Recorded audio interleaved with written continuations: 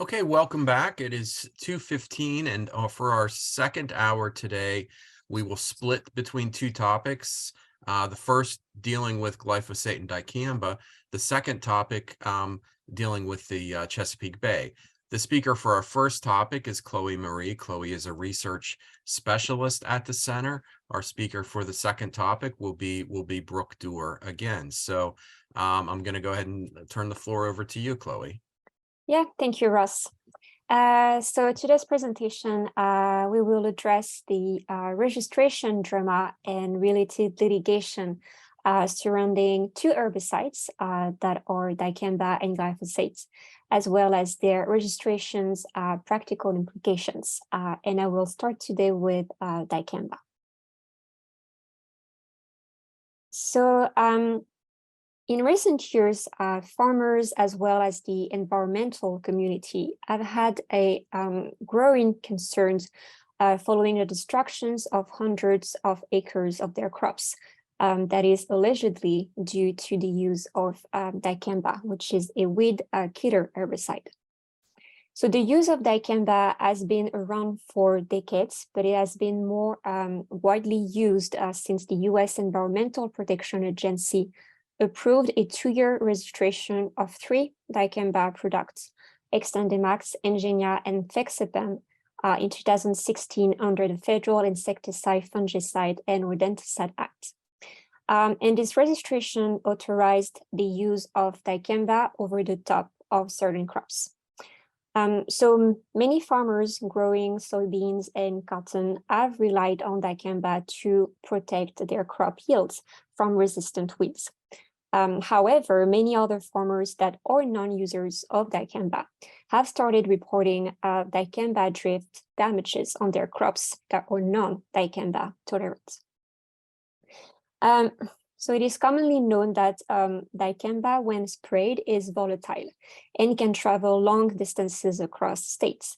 And this volatility is also largely influenced by high temperatures and wind directions. And EPA amended in 2018 the registrations of the 3 dicamba products after it received thousands of reports from farmers showing crop damage and economic losses due to the volatility of dicamba.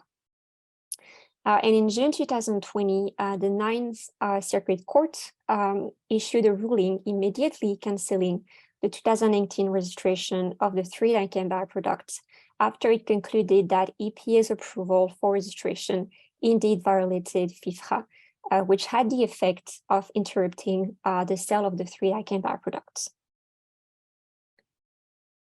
And in October 2020, EPA reapproved until December 2025 the registration of 2 dicamba products, Extendimax and Engenia, and extended the registration of another product, Tavium, which came with some restrictions to cut down drift. So first, new use applications of over-the-top dicamba are limited only to dicamba-tolerant soybeans and cotton. The restrictions also include a cutoff date for application of dicamba to soybeans after June 30 and cotton after July 30. And EPA requires dicamba to be tank mixed with an approved pH buffering agent prior to all applications, and also requires farmers to maintain a downwind buffer of 240 feet, as well as a 310 feet buffer in areas where listed species are located. EPA prohibits applications during temperature inversions and at any time other than between 1 hour after sunrise and 2 hours before sunset to address high volatility issues. EPA also limits the state's authority to impose further regulation on pesticide use, preventing states to amend annually federal pesticide labels based on their special local needs. Instead, states may only amend labels through state legislature or rulemaking procedures. And on December 21st, 2020, EPA published a report about the impacts of the use of over-the-top dicamba on non-target crops for the 2021 crop season. And the agency declared that despite the control measures implemented in EPA's October 2020 Dicamba decision, the 2021 incident reports show little change in number, severity, or geographic extent of dicamba-related incidents when compared to the report the agency received before the 2020 control measures were required.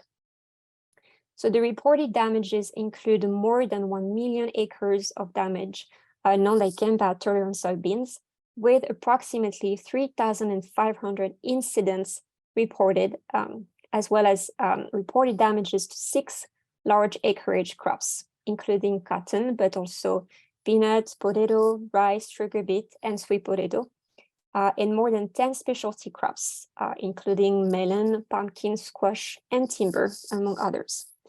And according to the report, dicamba drift also affected at least 160,000 acres of national wildlife refuge lands. And some states have been more impacted than others, including the states of Kansas, Illinois, Indiana, Iowa, Kansas, Minnesota, Missouri, Nebraska, and South Dakota. The report also found that there were 63 counties that have endangered species or critical habitats with at least one reported dicamba incident, and a total of 290 incidents across those counties. So in light of the incident report, and in an effort to prevent drifting, EPA added on March 15, 2022, further restrictions on the use of over-the-top dicamba in the states of Minnesota and Iowa. The revised labeling means the cutoff date in Iowa is June 20, and in Minnesota, the cutoff date is June 12 for land south of Interstate 94, while the cutoff date remains June 30 for land north of Interstate 94. There are also some temperature restrictions. EPA prohibits over-the-top dicamba applications in Minnesota and Iowa when the air temperature is over 85 degrees at the time of application, or if the forecasted high temperature of the nearest available location exceeds 85 degrees in Minnesota. And in an accompanying press release, EPA wrote that given the incident information obtained from the 2021 growing season, it is reviewing whether over-the-top dicamba can be used in a manner that does not pose unreasonable risk to non-target crops and other plants, or to listed species and their designated critical habitats. EPA also said it will continue working with states for the 2022 growing season, though the agency is unlikely to approve any new request for additional uses or special needs. So on the litigation side, multiple challenges were filed against EPA in both Federal Court of Appeals and Federal District Courts to invalidate the dicamba 2020 registration decision. And a group of 4 environmental organizations that are the National Family Farm Coalition, Center for Food Safety, Center for Biological Diversity, and Pesticide Action Network have filed a few different lawsuits challenging the merits of EPA 2016 and 2018 dicamba registration decisions, alleging violation of FIFRA and the Endangered Species Act.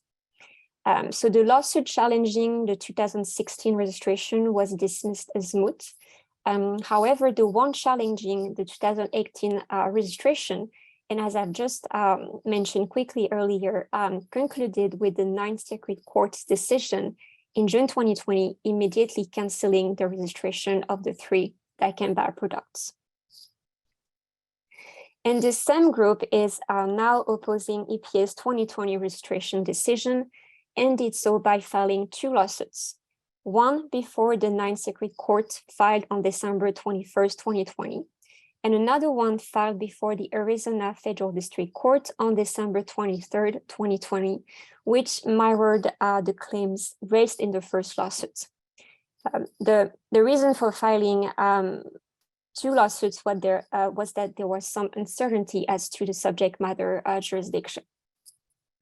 And in the first lawsuit, the group asked the court to vacate the registration, arguing that EPA could not provide substantial evidence in reaching its decision that the registration will not cause unreasonable adverse effects on the environment, and that EPA neglected to provide notice and an opportunity for public participation before authorizing a new use of the herbicide. So this case was later transferred to the US Court of Appeals for the DC Circuit Court to be consolidated with another case, also challenging the dicamba registration.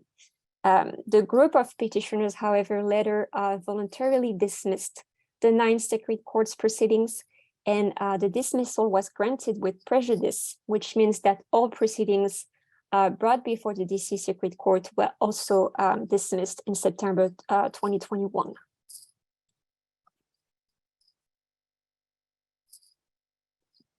So now in their second lawsuit, the environmental organizations emphasized that EPA failed to fully consider the social and economic risks and costs to farmers posed by the 2020 registration. They further explained that EPA had a duty to determine that the pesticide product operates properly without causing unreasonable adverse effects on the environment and performs its intended purposes. However, EPA allegedly failed to assess the difficulty for farmers to realistically both follow the label use directions of their products and control noxious weeds. And in November 2021, the Arizona Federal District Court decided to stay the case proceedings to allow for additional time for resolution of the jurisdictional issue before the DC Circuit Court. But as I have mentioned, the claims brought before the DC Circuit Court have since been dismissed. So this case is no longer in the picture. And in January 2022, the group asked the Federal District Court to reinitiate the case proceedings and lift the stay, arguing that EPA's December 2021 report showed a drastic change in circumstances that justified a removal of the stay. The report acknowledges that the three dicamba products at issue have continued to cause agricultural and environmental destruction, including potential harm to endangered species, which is a complete reversal of EPA's position when the court originally granted the stay. The group also asked the court to expedite the litigation to prevent further agricultural and environmental harm. In the meantime, the group also motioned the court to amend their first complaint to include additional claims against EPA's March 2022 registration amendments, as also violating FIFRA and the Endangered Species Act.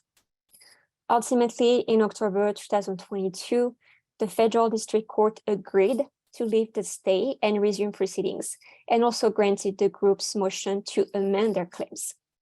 And in October 17, 2022, the group filed their second amended complaint and wrote that EPA's registration amendments do not provide sufficient explanation as to how these additional restrictions in Minnesota and Iowa will prevent further harms. They pointed out that the restriction amendments include use restrictions that EPA had found infeasible or ineffective months before in its December 2021 report, and failed to include any restrictions that may mitigate the social and economic impacts laid out in the report. Additionally, they noted that EPA failed to complete consultation necessary to address harms to species. So the group is now asking the court to immediately cancel the 2020 registration, as well as the 2022 registration amendments. And we're now waiting for a court decision. Another case was brought against EPA in November 2020 by the American Soybean Association and plain cotton growers, but this time on different grounds. Before the US District Court for the District of Columbia, the two plaintiffs argued that the current restrictions laid out in the 2020 registration are too prohibitive for an effective use of the dicamba products. Specifically, they thought removal of the application deadlines of June 30 for soybeans and July 30 for cotton as having a debilitating effect to control certain weeds in certain areas. Additionally, plaintiffs alleged that the downwind buffers zones in certain listed species area effectively prohibit farming on hundreds of thousands of tillable acres. So the American Soybean Association and plant cotton growers also filed a separate petition for review of EPA's 2020 registration in the US Court of Appeals for the DC circuits in November 2020. Petitioners here argued that the registration's restrictive conditions imposed by EPA exceed statutory authority or arbitrary and capricious and an abuse of discretion and are not supported by substantial evidence. In July 2021, EPA requested the district court to stay the case proceedings pending resolution of other petitions for review of EPA's 2020 registration that were consolidated before the DC Circuit Court. And the district court effectively stayed the case on September 3rd, 2021. But following EPA's issuance of the registration amendments in March 2022, plaintiff requested the court to temporarily lift the stay for the limited purpose of supplementing their pleadings to include this related regulatory development, which was granted by the court. And before the DC Circuit Court, oral arguments were recently held on December 8, 2022, so we could hope for further developments in both cases. And we will make sure to keep you up to date on this development through our dicamba issue trackers that you can find on our website. So now let's move on to our next pesticide registration drama, glyphosate.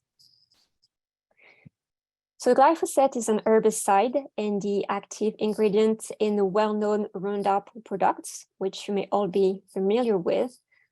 It is one of the most frequently used herbicides in the United States for agricultural and residential uses, and it has been registered under FIFRA since 1974. So FIFRA requires EPA to review pesticide registrations at least every 15 years to ensure that, that the pesticide still performs its intended function without causing unreasonable adverse effect on the environment. And EPA initiated the registration review process for glyphosate in July 2009. And as part of this review process, EPA conducted a preliminary ecological risk assessment of glyphosate in September 2015. And the agency found that it may pose potential risks to mammals and birds and may adversely impact terrestrial and aquatic plants due to spray drift. In addition, in December 2017, the agency completed a draft human health risk assessment that concluded that glyphosate should be classified as not likely to be carcinogenic to humans. And both assessments were made available and open to public comments in February 2018. Later on, EPA reiterated its position in 2019 that the use of glyphosate is safe for the public, and only a few days later issued a proposed interim registration review decision. And on February 3rd, 2022, the US EPA published its final interim registration decision, reauthorizing the use of glyphosate and allowing EPA to adopt new mitigation measures, add or get rid of new uses until the registration review process is final. So the interim decision echoed EPA's position that studies performed by EPA have not demonstrated any human health risk posing using glyphosate, and made final both the draft human health risk and ecological risk assessments. EPA also concluded that even though off-site spray drift of glyphosate may adversely affect terrestrial and aquatic wildlife, as stated in its ecological risk assessment, the benefits outweigh the potential ecological risk when glyphosate is used according to label restrictions. And to prevent such ecological risk, EPA said it will implement spray drift management measures to reduce off-site exposure to non-target wildlife, as well as weed-resistant management labeling to preserve glyphosate as a valuable tool for growers. And EPA stated that the registration review case docket for glyphosate will remain open until all actions required in the interim decision have been completed, which actions consist of an endangered species determination under the Endangered Species Act and endocrine screening for glyphosate under the Federal Food, Drug, and Cosmetic Act, and the resolution of a 2018 petition filed against EPA by the Environmental Working Group to lower the glyphosate tolerance level in oats. Immediately following EPA's publication of the interim decision, multiple petitions requesting review of this interim decision were filed in the US Court of Appeals for the Ninth Circuit, including one filed against EPA by the Natural Resources Defense Council and Pesticide Action Network North America in March 2020, which case was later on consolidated with Rural Coalition versus EPA. So in this case, petitioners declared that EPA's interim decision is fatally flawed, stating four main reasons. First, EPA failed to consider major environmental and economic costs of glyphosate use. Second, EPA failed to provide any explanation as to how it weighted the purported benefits and risks of glyphosate used to determine that the benefits outweighed the risks. Third, EPA's approval of glyphosate rests on the baseless assumption that insufficient, untested, and unproven mitigation measures will in fact reduce the acknowledged risks of environmental harm. And EPA's limited response to public comments violates the agency's regulations and basic principles of administrative law, both of which require EPA to respond to significant comments on its proposed decision. Recently, on June 17, 2022, the Ninth Circuit Court issued its decision and decided to vacate the human health assessment portion of the interim decision. The court found that the conclusions in the human health assessment were not sufficiently supported nor consistent with other EPA analysis on the relationship between glyphosate and non-Hodgkin's lymphoma. The court also remanded to EPA without vacature the ecological risk assessment after finding fatal flaws in it, as well as Endangered Species Act violations. EPA imposed a deadline of October 1st, 2022 for EPA to re-perform the entire ecological risk assessment analysis, this time consistent with the law and the contents of the court's decision. And on September 23rd, 2022, surprisingly or not, EPA announced that it was fully withdrawing its interim decision, including the remanded ecological portion, and conceded that it will be unable to meet the October 1st, 2022 deadline. Instead, EPA declared it will focus its efforts on completing the required final registration review decision for glyphosate. EPA, however, stated that the withdrawal of the interim decision does not automatically mean that EPA's underlying scientific findings regarding glyphosate, that glyphosate is not likely to be carcinogenic to humans, or either incorrect or cannot be used as support for a future decision. EPA also laid out the following steps it will take when completing the final registration review decision, which include whether additional or different risk mitigation measures are needed based on the outcome of the Endangered Species Act consultation for glyphosate, whether EPA's analysis of spray drift risk and other potential costs of dicamba are relevant to EPA's analysis of glyphosate's risk from spray drifts, and what other aspects of EPA's analysis of ecological risks and costs related to glyphosate should be reassessed, among other things. So what does this mean for the ongoing litigation we just talked about? What does this mean for products containing glyphosate as an active ingredient? Well, first, the withdrawal now ends the Ninth Circuit Court litigation. And second, it will not impact the present EPA-approved glyphosate uses and label. EPA highlighted that pesticide products containing glyphosate as their active ingredient will continue to remain on the market and be used according to the product label. Prior to the issuance of this interim decision, there was a pre-existing registration approval, and it is under this pre-existing registration that glyphosate product will continue to be sold. And EPA expects to release a final registration review decision in 2026. So this concludes today's presentation. Of course, if you have any questions about Dicamba and glyphosate registration, please write them in a Q&A, and I will make sure to address them either directly in the chat or at the end of this session. All right, so now what we're going to do for this last portion, it's about a half hour here, we have until 3:15, is talk about the year 2022 in the Chesapeake Bay. And I'm not going to go through the, sort of the rudimentary history, let's just say. I'm going to sort of pick up at the beginning of 2022.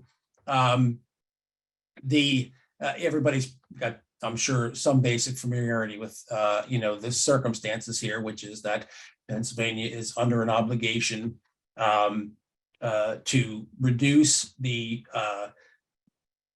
runoff into the Susquehanna River, which then runs into the Chesapeake Bay, of three items: phosphorus, nitrogen, and sediments. And there are certain levels that need to be achieved by the year 2025. Otherwise, EPA will decide at that time what recourse might be available to them for the failure to reach those levels by the year 2025. Of course, how you measure those levels is obviously a continuing source, or can be a continuing source of controversy. Sorry, I advanced there. And so we're not going to talk too much about that. I really want to just walk you through the year in 2020, or the year 2022, in terms of Chesapeake Bay developments, assuming that you have a basic understanding of where we stand. So let's go and we will start. Okay, so the first thing that happened in 2022 is that Pennsylvania had been under an obligation to submit an amended watershed implementation plan, which most people are aware, the WIP, and this is the phase 3 WIP, in the parlance of the how should we say, the regulatory scheme that has grown up around attempting to meet these nutrient and sediment thresholds. And so that was submitted to the EPA on December 31, right before the turn of the year. And then actually Pennsylvania DEP did not announce that that was submitted until January 5th of 2022. So the objective, of course, of the WIP is to show that Pennsylvania has a course of action, a plan in place to do concrete steps and take certain actions that will allow Pennsylvania's nutrient and sediment contributions to the Bay to be under the thresholds that are required by 2025. We'll just say it that way. Now, the in the whip as it stands now, and based upon the goal, or I'll put it this way, the goals are to reduce nitrogen by 32.5 million pounds, phosphorus by 0.85 million pounds, and the head start, shall we say, on those goals as of the year 2020 was that Pennsylvania had taken sufficient action to justify a position that it had reduced its nitrogen contributions to the bay by 6.77 million pounds so far. So that's a far cry from 32.5, and phosphorus by 0.3 million pounds. And the phase 3 amended whip that was submitted at the end of last year, according to DEP at least, would have shown further reductions of 7.8 million pounds of nitrogen and 16.8 million pounds of nitrogen through individual actions of the contributing counties to the Chesapeake Bay watershed through what are known as countywide action plans. And there's 34 of them for the 34 different counties that are in the watershed. And so if you would add those up, the 16.8 and the 7.9, you're getting close, and the 6.77, I should say, you're getting close to the 32.5, but not quite there. And then, or I should say closer. And then the amended whip at that time was indicating that through various other practices, another 6.1 million pounds would be reduced by 2025. And so, and if you add all those up, they still don't quite equal 32.5, but it's closer. And nitrogen, becomes so much of the focus of our discussion that some of the information I'm going to impart is going to be concentrating on nitrogen reductions.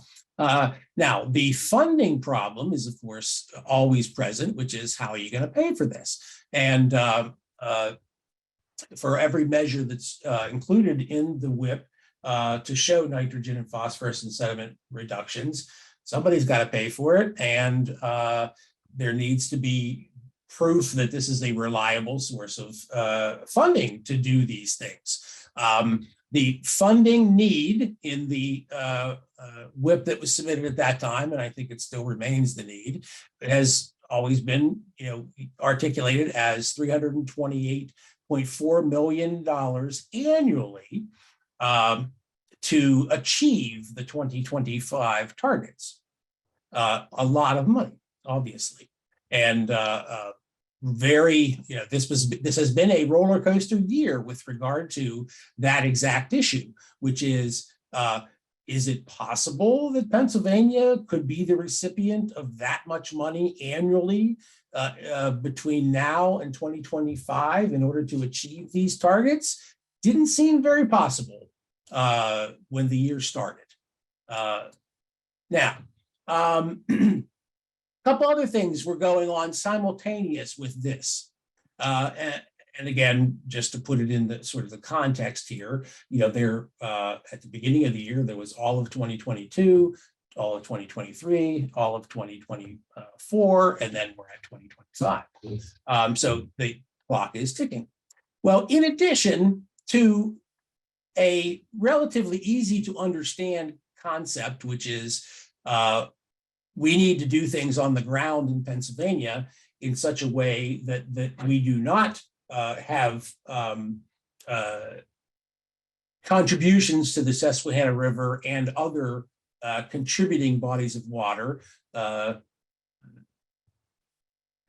That is easy concept to understand. But then just a few years ago, we discovered there was this whole problem of the Conowingo Dam. And for those who've never seen it or familiar with it, it is, of course, at more or less about 10 miles from the very top of the Chesapeake Bay. It is in Maryland. But the water that has gone down through the dam, and of course it is a hydroelectric dam, generating electricity for many, many years. In fact, it might have reached its 100-year mark. Somebody probably knows that in our audience. It is a very old dam built in the 20s, and it is quite visually interesting in that it has this big Art Deco lettering on it, and it's quite a structure.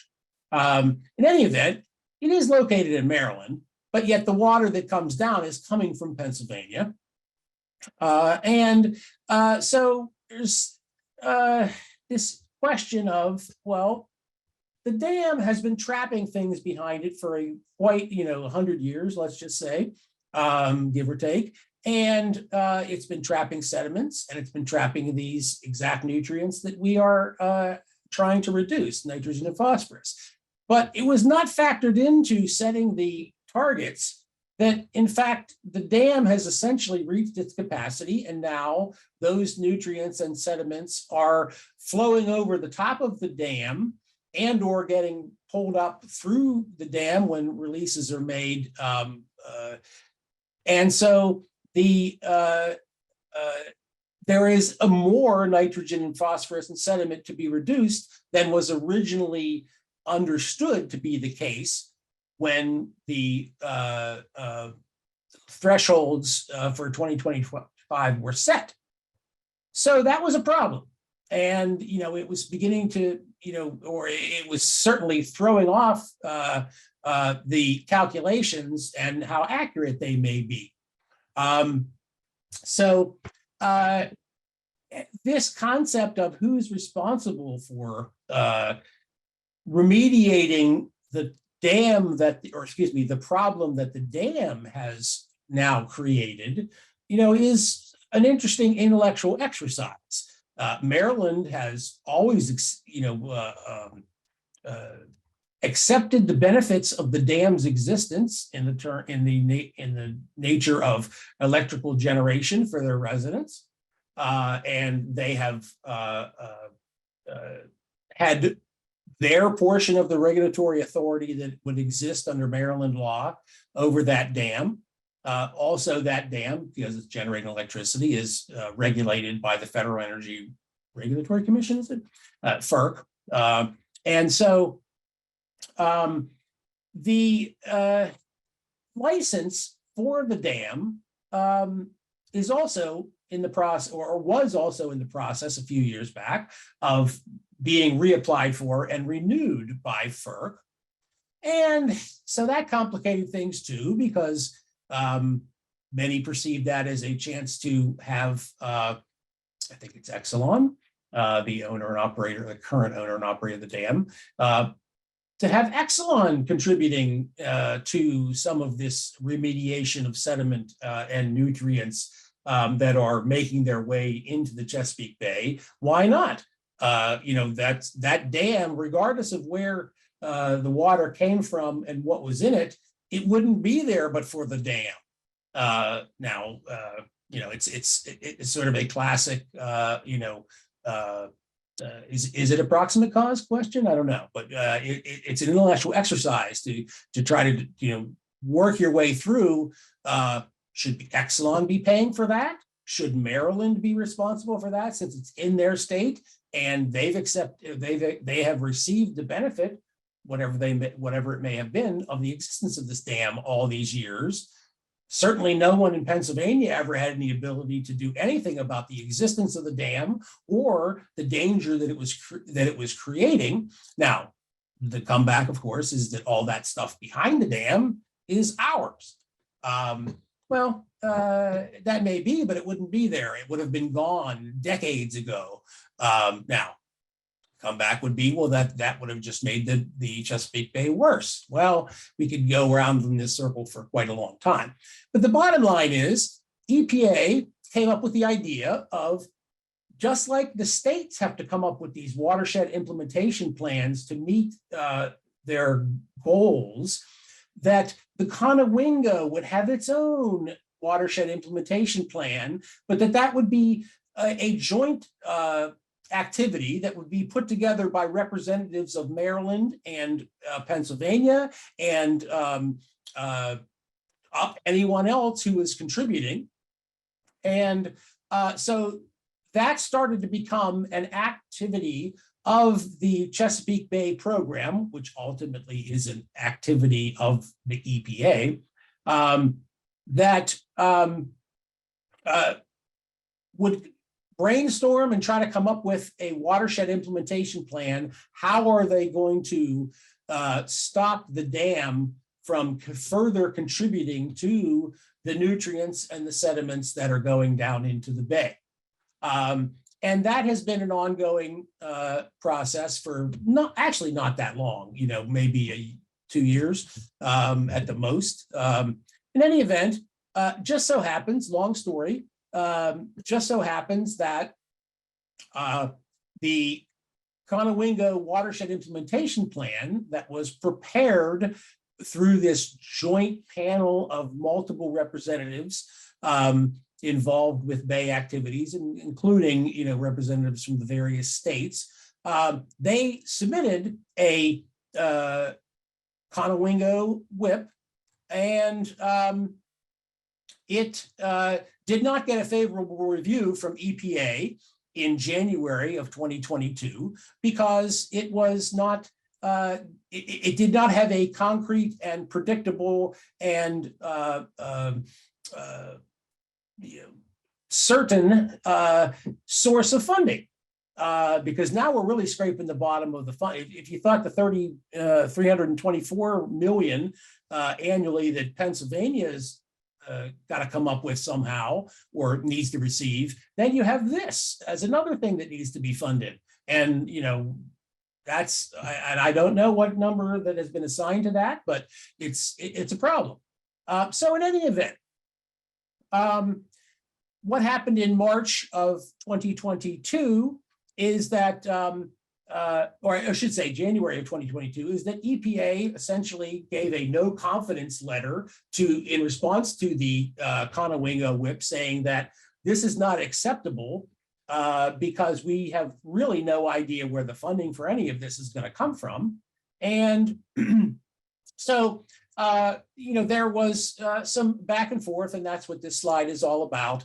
And the Conowingo whip is of great interest, of course, to Pennsylvania, because otherwise we might get stuck with having to be responsible for even more reductions because of this condition that exists across the border in Maryland. So the scariest part of that particular letter, that no confidence letter that was sent in response to the Conowingo whip, is that EPA stated that it had no confidence that the proposed nitrogen and phosphorus load reductions would be accomplished without dedicated funding in place. Okay, you see where I'm reading from. And then this is the scary part. EPA's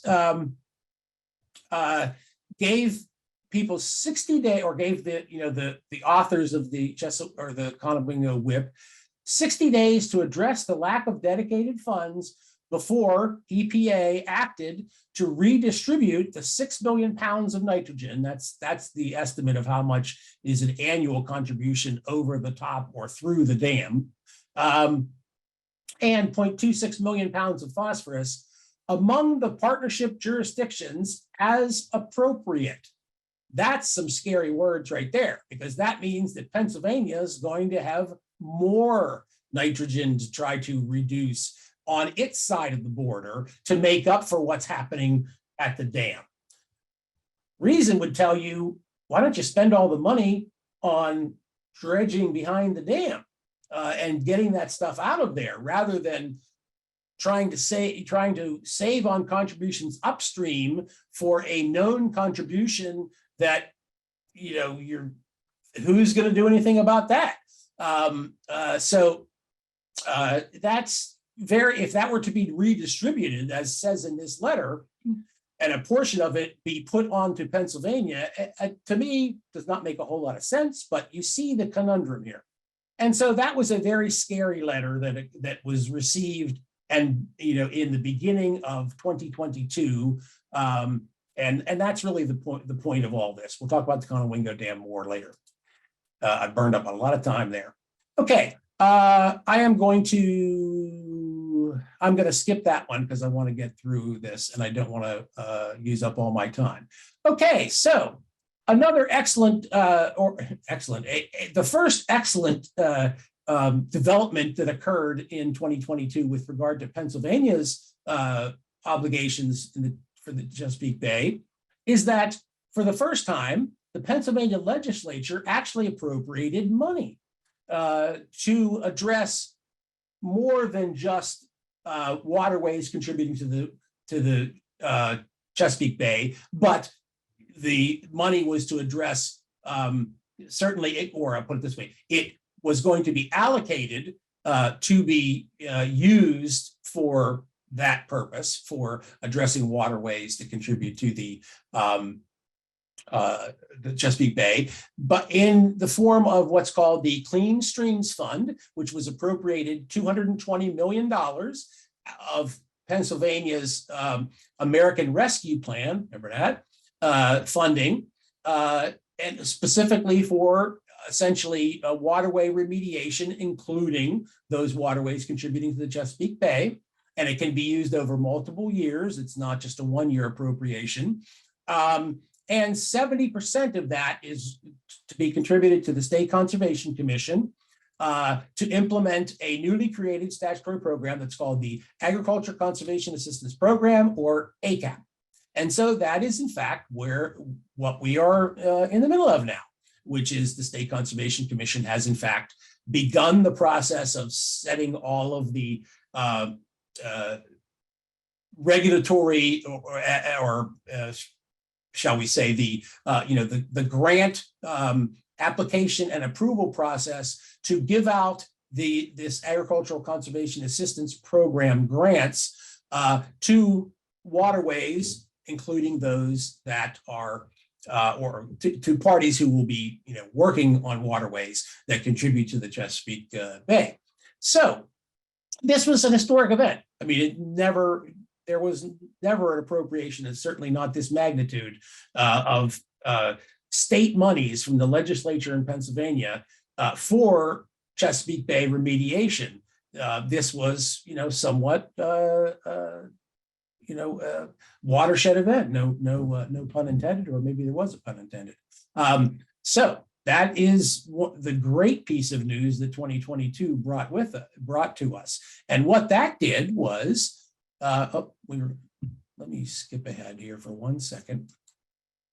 What that did is it allowed Pennsylvania on July 19th of 2022 to submit a revised WIP, or a revised watershed implementation plan, to reflect that all of a sudden, and 154 million is the amount that was allocated of the 220 to the State Conservation Commission for the ACAP program, or ACAP grants, for the purpose of preventing nutrient and sediment pollution in impaired waters, including the waters contributing to the Chesapeake Bay.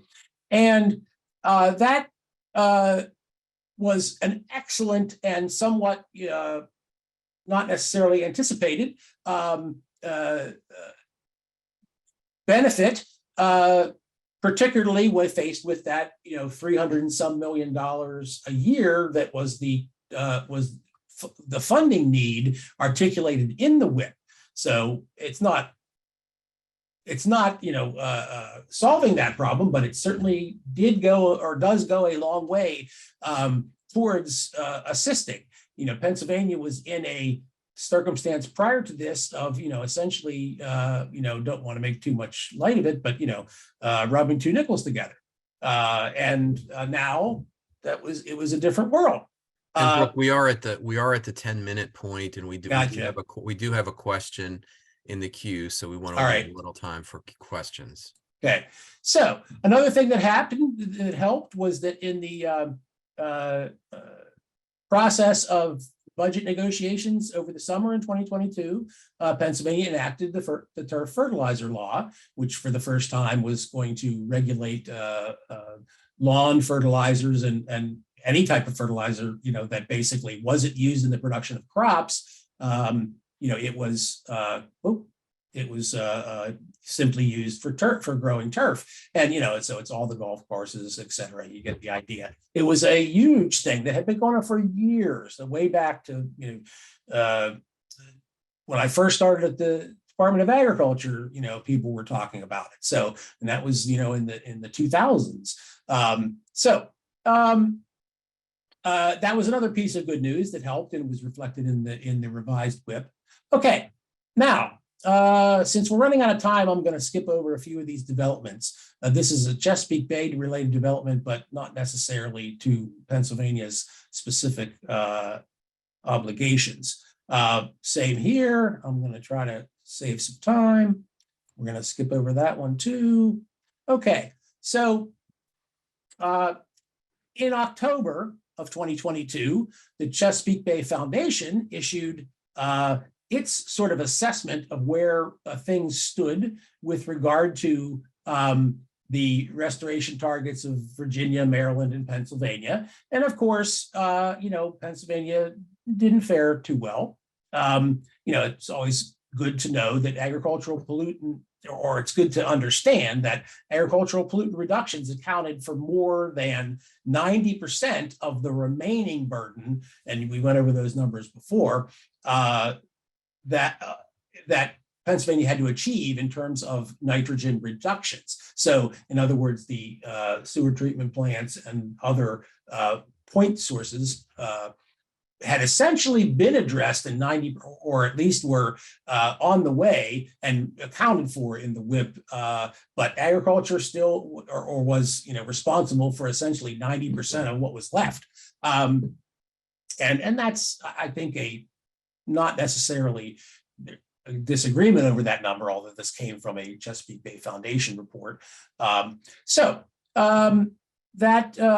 a report to check out if you want to, although there will be something coming up here that will be even better than that in a second. Now, this gives you a visual representation of where things stand, which is the hashed out area is the reduction that's remaining to be achieved. The blue area is what's been accomplished so far. And, you can see that at the bottom is the entire Chesapeake Bay watershed. As you can see, Maryland and Virginia have fairly small remaining reductions to achieve, and Pennsylvania has a giant one. And so that is a graphic way of just showing you where we stand in relation to other states. So that's helpful to see visually. And again, 90% of this additional reduction in nitrogen is on agriculture, not on residential home, on lot septic systems or sewer treatment plants, et cetera. Now we get down to some interesting back and forth. In October, the Chesapeake Executive Council met for its annual meeting. What is the Chesapeake Executive Council? It is the policy-making body with regard to the Chesapeake Bay and the plan for restoration and protection of the bay. Or it says the council establishes the policy direction for the protection, for the restoration and protection of the bay. And it's made up of, the governors of all of the states that are contributory, the DC mayor, Chesapeake Bay Commission chair, who I think is a Pennsylvania legislator, and of course the EPA administrator himself, Michael Regan. And essentially they heard the reports and they reviewed what EPA had prepared in response to the whip that Pennsylvania had submitted in July. And it was not a glowing review. However, even with as far behind as Pennsylvania looked to be, it was interesting that the press release that was issued after this meeting, which included as powerful a group of people as you could have, and this is the group who establishes the policy direction for the restoration and protection of the Bay, and includes the EPA administrator themselves, or himself. The council agreed to set a path forward over the next year to outline the necessary steps and prioritize the actions needed to meet the targets of the watershed agreement outcomes. Pretty polite words for, a situation where Pennsylvania doesn't know where the money is going to come from and how is it going to close this gap. This charge will consider recommendations on how to best address and integrate new science and restoration strategies, as well as emerging issues and changing conditions in the watershed. This critical plan is expected to be put into place in time for the 40th anniversary of the Chesapeake Bay program in 2023, which now we are beginning to walk down that path. So that sounded like a pretty polite way to say, okay, Pennsylvania, we're listening to what you're saying, and we will keep proceeding ahead with open dialogue, and no one's threatening anything here, or it seems, a fairly cordial way to treat the briefing that they had received, which wasn't particularly pretty with regard to Pennsylvania's progress and available funds to make that progress. Here's a picture of the Chesapeake Executive Council, by the way. And Brooke, we're at the 3-minute mark, so we could just wrap up so we can get to that question. The evaluation of the amended whip that was submitted in July came in on November 15th of 2022. And it was essentially, once again, the equivalent of a no confidence letter that the Pennsylvania had not set forth enough to convince the EPA that, in fact, the goals could be met by what Pennsylvania had set forth. And they were still essentially hanging their hat on there being a 9.3 million pound annual nitrogen gap, which they did not accept Pennsylvania's position with regard to how that would be taken care of by 2025. And so the meaningful line on the report card was that full implementation of Pennsylvania's final amended phase 3 whip in EPA's eyes would achieve 72% of the statewide phase 3 whip target, planting target for nitrogen. So 72% only of the target, 99% of the phosphorus target, and 93% of the sediment target. So Pennsylvania did not get the kind of response to the July whip submission that they had wanted. Yes, the funding that had been produced by the legislature was helpful, but weren't really advancing the ball.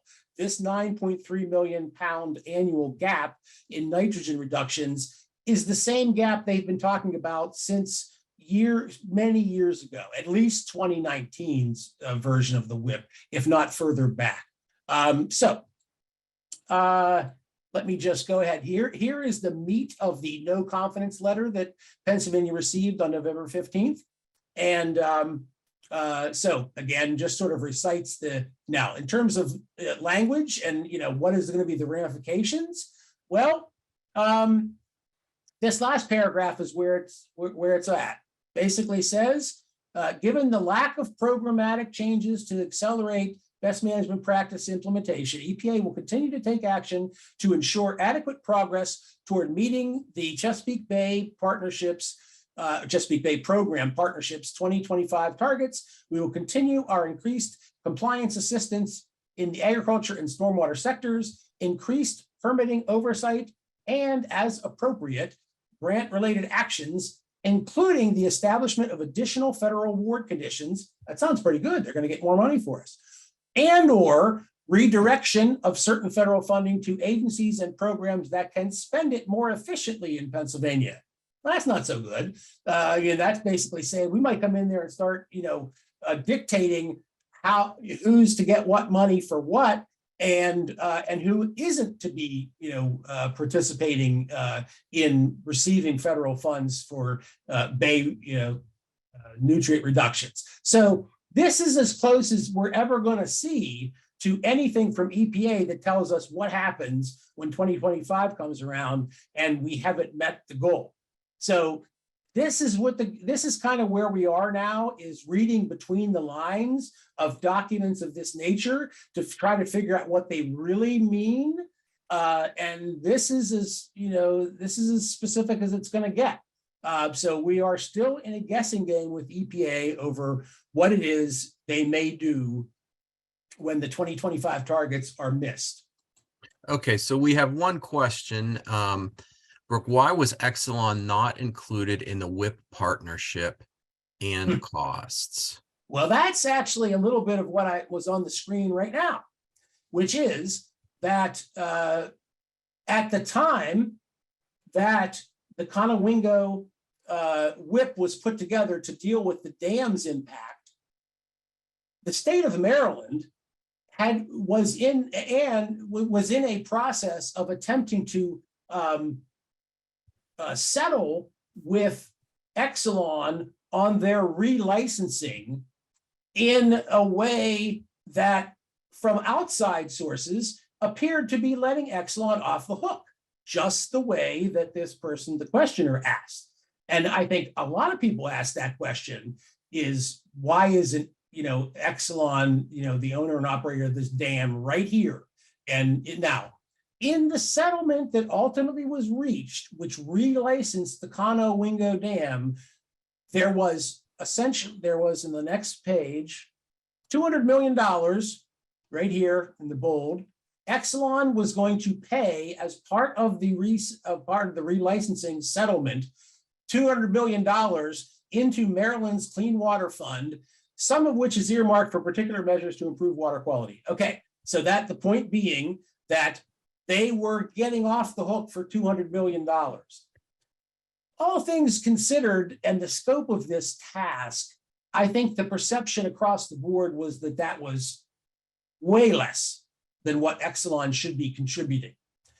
In addition, the dam did not have to go through Maryland state law processes which are essentially enforcing federal law through Maryland, for a water quality certification of what was coming out the other end of the dam. In other words, they were letting them off the hook for this stuff coming through or over the dam, at every major rain event and even probably other events. So that is the $64,000 or the $200 million question, whatever you want to say. That is the question. Why did Exelon get off so easily? Well, the answer is that they are not off at all at this point. As of December 20th of 2022, the DC Circuit Court of Appeals has thrown out the settlement offer with Maryland to relicense the dam, or the settlement deal with Maryland to relicense the dam. And so everything with regard to the dam's involvement in helping to pay is now back to zero. We are totally back at the beginning again with Exelon and the entire process of relicensing this dam and accounting for all of this nutrients and sediments behind the dam, which that dam made possible, is now open for discussion and back on the table. Because okay, and with that, I thank all of you for your attendance. We're going to end the program for today. Please, as I said, next week we'll have the webinars posted, and so we thank you for attending and hope that you'll join a future program that we have.